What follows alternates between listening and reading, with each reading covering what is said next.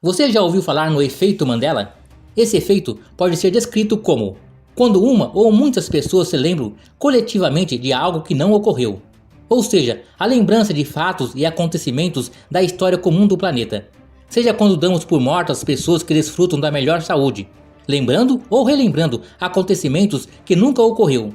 Ou ainda quando cantamos erroneamente letras de determinadas canções, ou frases ditas em filmes que nunca foram ditas.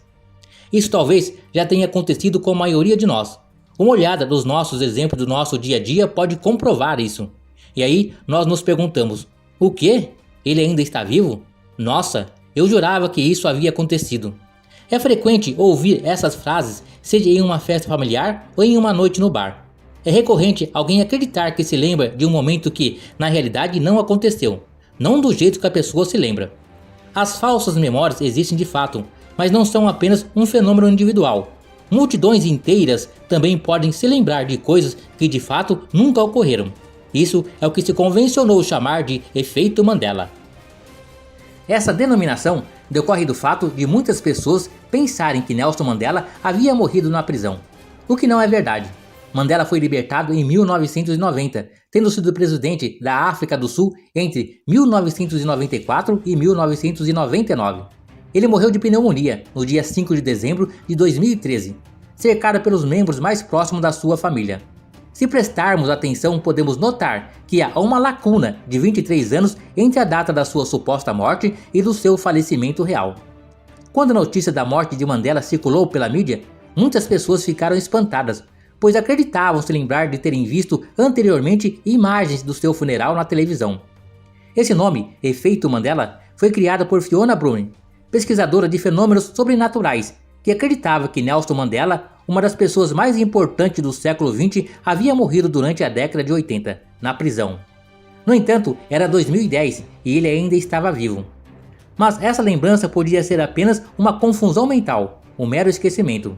Mas logo as coisas se complicaram, pois em conversa com outras pessoas, Fiona descobriu que eles também tinham essa mesma lembrança, e a partir daí começou a investigar o fenômeno, correlacionando ele com outras teorias da física oficial. Para completar, Fiona, no mesmo evento, constatou que outros tipos de lembranças ou lembranças falsas também faziam parte da memória de muitas pessoas.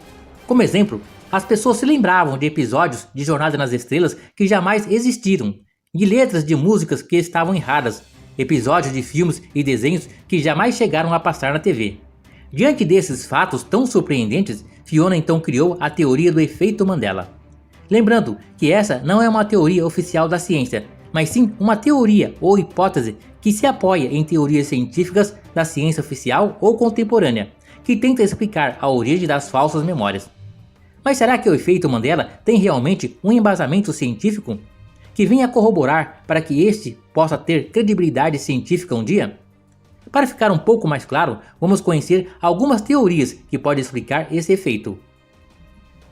A primeira teoria científica que poderia embasar o efeito Mandela é a teoria do multiverso, que sugere que nosso universo é apenas um de muitos outros existentes, e que versões diferentes de nós poderiam habitar esses outros universos, vivenciando uma vida semelhante à nossa, mas com pequenas diferenças, e que nesses outros universos fatos poderiam acontecer que refletiriam em nosso universo como lembranças, mas não seriam lembranças nossas desse universo, mas de uma versão diferente de nós em outro universo ou outros universos.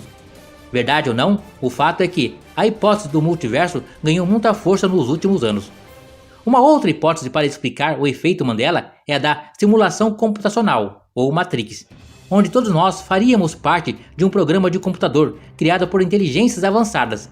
A explicação do efeito Mandela dentro dessa teoria sugere que essas lembranças são falhas no programa da Matrix, onde ocasionariam essas falsas lembranças individuais ou coletivas, que seriam erros do sistema.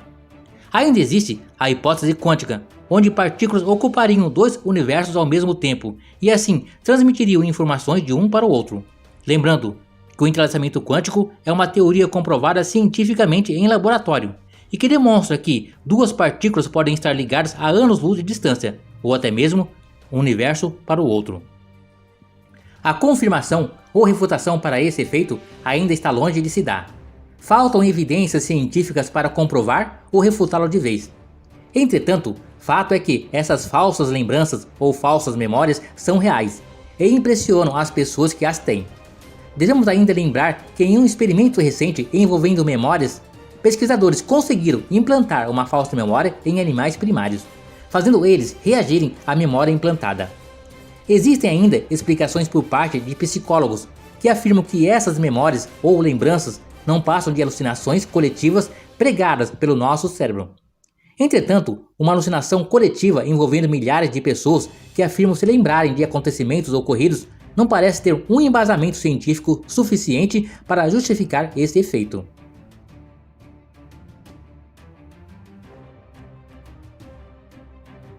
Um forte abraço a todos! Deixem uma curtida nesse vídeo e compartilhe o mesmo para ajudar o canal a crescer.